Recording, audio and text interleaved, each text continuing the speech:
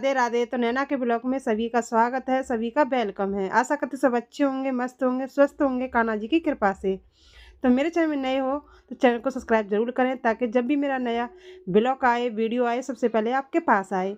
तो मैं आपको एक बताना चाहती हूँ कि देखो, जो हमारा जो घर होता है ना, वो एक घर होता है। कहते हैं पति मकान बनाता है, लेकिन घर औरत बनाती है। पति बाजार से सब्जी लेके हरी सब्जी लेके आता है, लेकिन सब्जी बनाती एक औरत है। तो कहते हैं सभी मतलब पूरे घर में एक औरत का हाथ होता है। अगर समझदार औरत हो तो वो घर बन जाता है। अगर औरत समझदार ना हो तो वो शमशान से भी बदतर बन जाता है।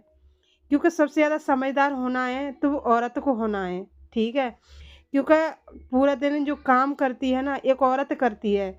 अगर चार बातें किसी से कोई बोल दे उससे, वो भी औरत ही सहती है। तो एक औरत को समझदार होना घर में बहुत ज़्यादा ज़रूरत है। कहते हैं घर तो हर एक कोई बना लेगा, लेकिन घर को चलाना, घर को निभाना, कहाँ की चीज़ कहाँ रखनी है, कौन सी चीज़ कहाँ रखनी है, किसी से क्या बोलना है, हमें कब क्या क्या बोलना है, ये कौन समझता है? एक औरत। अपने बच्चों को अच्छी शिक्षा देना, बच्चों को ये बताना कि कब कौन सी बात कहाँ बोली जाएगी। बड़े के लिए नमस्ते, पैर छुओ सवेरे सवेरे कौन बताती है? एक माँ बताती है, एक औरत बताती है। तो एक औरत ही घर को स्वर्ग बना सकती है, एक औरत ही घर को नरक बना सकती है। तो पूरी बात है एक औरत के ऊपर। क्योंकि जब कहते हैं पति पत्नी में झगड़ा होता है ना, तो पति चाहे भले ही एक बार को गुस्सा हो जाए, अगर वह जगह अगर पत्नी दोबारा ज़्यादा बोल देना, तो वहाँ की लड़ाई ख़त्म ही नहीं होगी। ठीक है, बढ़ जाएगी। अगर वो औरत चाहे कि चल कोई नहीं, जो हो गया होने दो और कोई नहीं, तो वो लड़ाई आगे बढ़ेगी नहीं। क्योंकि एक औरत ही अगर चाहेगी ना को कोई चलो नहीं, तो सुधार दोनों को ही करना चाहिए, एक को नहीं। क्योंकि औरत के ऊपर मत छोड़ देगी, क्योंकि समझदार औरत हो और थोड़ा समझदार पति हो तो घर अच्छे से चलेगा।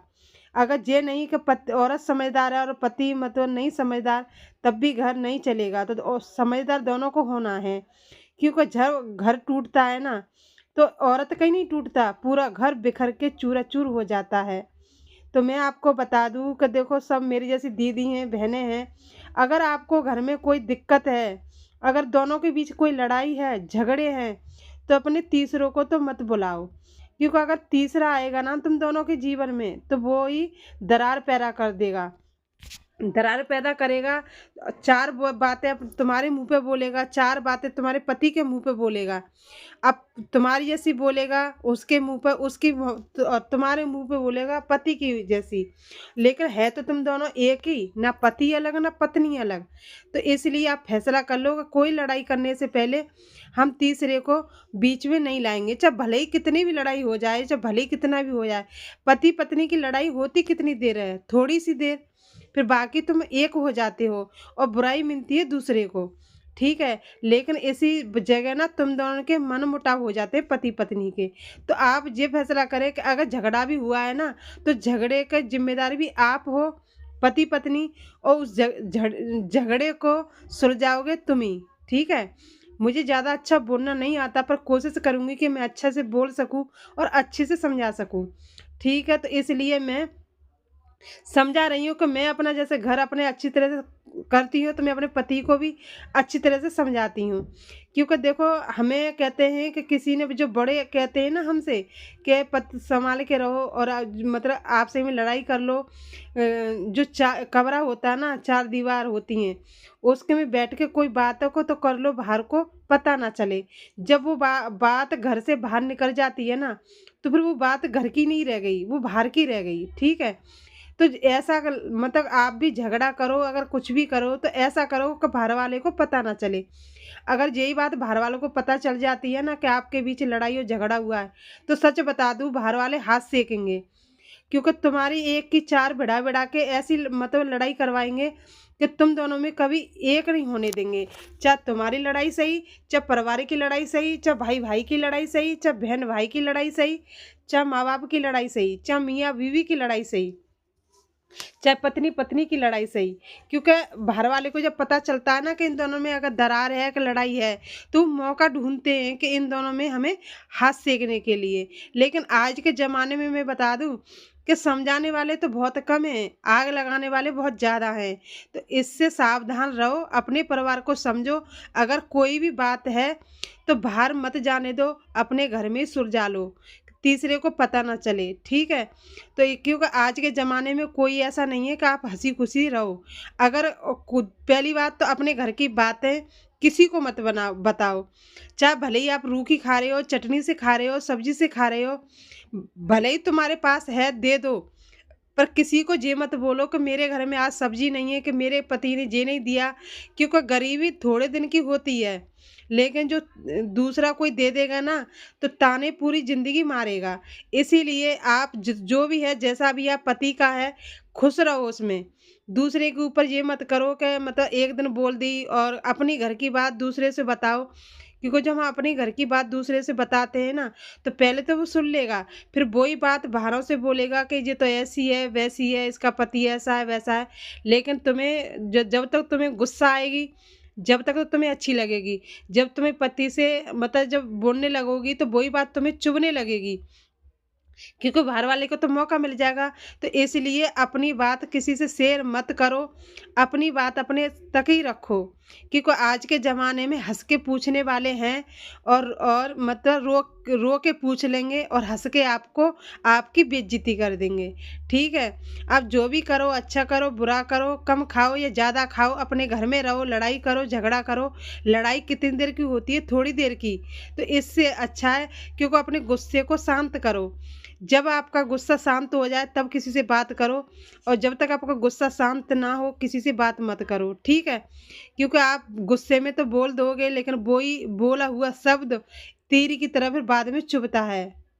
तो ये बात का ध्यान रखना आप सभी, क्योंकि ये पति पत्नी का घर रिश्ते जोड़ने वाली बातें हैं जो मैंने आपको बताई हैं। अब आप अच्छे से समझ जाना, क्योंकि पहली बात तो मैं समझाने की कोशिश कर रही हूँ, किसी घर में लड़ाई ना हो, किसी के घर में झगड़ा ना हो।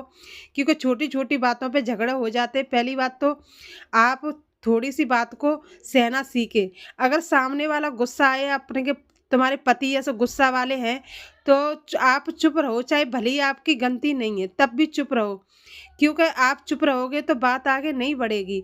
लेकिन हाँ, पति का गुस्सा शांत हो जाए तब पूछ ले, उनसे बात कर लेना कि मैंने ये बात तो की नहीं थी, मेरी तो गलती थी नहीं। लेकिन आप चुप रहोगे ना, तो पति सॉरी भी बोलेगा। अगर उसी टाइम पति भी गुस्सा में है, आप भी बोल रहे हो, फिर पति मतलब और ज़्यादा भड़केगा, क्योंकि बात जो बात है वो समझ में नहीं आएगी। इससे तो अच्छा है आप चुप रहो। लेकिन उस बात को कहते हैं कि जब घर में जब कुछ भी होता है, गुस्सा होती है या लड़ाई होती है, तो किसी और को नहीं बोलता, मतलब पड़ोसी को नहीं बोलता पति, अपनी पत्नी को ही बोलता है। जब पत्नी का भले ही कोई कसूर नहीं है, तब भी पत्नी सुनती है कामों की वजह से। और पति का गुस्सा कितना भी हो, वो उतरता पत्नी के ही ऊपर है। ये सबका ही है, मेरा ही अकेले का नहीं। देखो, सबके पति करते हैं, पर किसी के पति नहीं करते होंगे, वो भैया बात एक अलग है। लेकिन हाँ, मेरे पति तो करते हैं। अगर गुस्सा में हो तो सारी गुस्सा मेरे ऊपर लेकर देते हैं। लेकिन हाँ, वो गुस्से में होते हैं तो मैं चुप रहती हूँ, और जब मैं गुस्से में होती हूँ तो वो चुप रहते हैं। हम दोनों ऐसे ही करते हैं। अगर हम दोनों ही गुस्से में, तो हम एक दूसरे से बात नहीं करेंगे जब तक एक दूसरे का गुस्सा शांत ना हो जाए। लेकिन हम तीसरे को कुछ नहीं बताएंगे, क्योंकि तीसरे को बताने में कोई फ़ायदा नहीं है। आपकी लड़ाई बढ़ सकती है, घट नहीं सकती।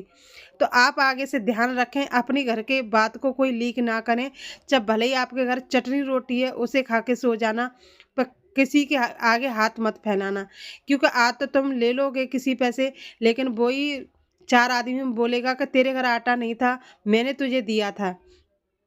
तो इससे तो अच्छा है कि आप कम खा लो, क्योंकि आज का ज़माना ना देने से पहले ताने बहुत ज़्यादा मारता है। आप 1 रुपया दोगे और 4 रुपया का गाएगा 4 आदमी के सामने, आप उससे मना भी नहीं कर सकते।